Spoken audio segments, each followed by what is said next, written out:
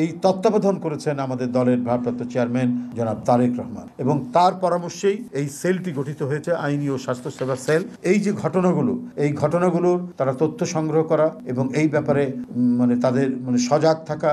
এই আসিয়ার ধর্ষণ এবং তার মৃত্যু নিয়ে আমাদের দলের ভারপ্রাপ্ত চেয়ারম্যান সার্বক্ষণিক কনসার্ন থেকেছেন। সব সময়ের জন্য আমাদের দলের মহিলা দল থেকে শুরু করে নারী শিশু যে আমাদের যে সংগঠন আছে ফোরাম, সবগুলোকে সক্রিয় করেছেন। এবং চিকিৎসা টিম, আপনারা ডাক্তার রফিক সাহেব তো চেনেন, আমাদের দিন রাত তার চিকিৎসার জন্য ঢাকা মেডিকেল কলেজে, ঢাকা মেডিকেল হাসপাতালে এবং সিএমএইচে দিন রাত তার খোঁজখবর রাখা, তার চিকিৎসা দেওয়ার ব্যাপারে কাজ করেছেন।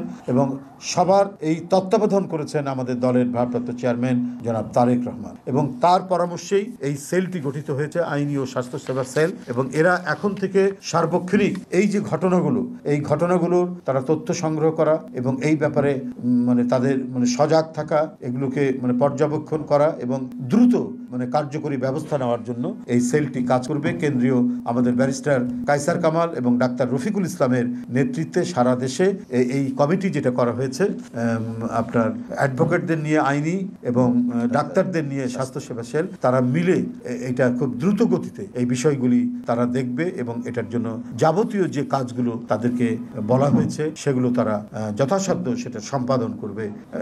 এটাই হচ্ছে এই উদ্দেশ্য নিয়েই এই সেলটি গঠন করা হয়েছে। তো আপনাদের সকলকে ধন্যবাদ। আপনারা এই জন্য আজকে আপনাদেরকে আমন্ত্রণ জানানো হয়েছিল। এটা একটু খুবই গুরুত্বপূর্ণ বিষয় ছিল। গত 15 বছরের সংস্কৃতির বিচারহীনতার যে সংস্কৃতি এবং আইনের শাসনের অনুপস্থিতিতে যে দুর্যোগ এই দেশের উপর দিয়ে ঘটে গেছে, তার রেশ এখনো কাটেনি। ওই সমস্ত দুর্বৃত্তরা নানা জায়গায় নানাভাবে এগুলোকে এই সমস্ত ঘটনা ঘটাচ্ছে। তবে ইনশাল্লাহ অতি দ্রুত সমস্ত কিছুর অবসান ঘটাবে, একটি শান্তি, স্বস্তি এবং নিরাপদ আমাদের এই সমাজ নিশ্চিত করার জন্য এবং মানবিক বাংলাদেশ তৈরি করার জন্য বাংলাদেশ জাতীয়তাবাদী দলের সকল পর্যায়ের নেতাকর্মী এবং আমাদের যারা পেশাজীবীরা রয়েছেন, আইনজীবী এবং চিকিৎসকরা, তারা কাঁধে কাঁধ মিলিয়ে বিষয়ে কাজ করবেন এবং কাজ করে যাচ্ছে।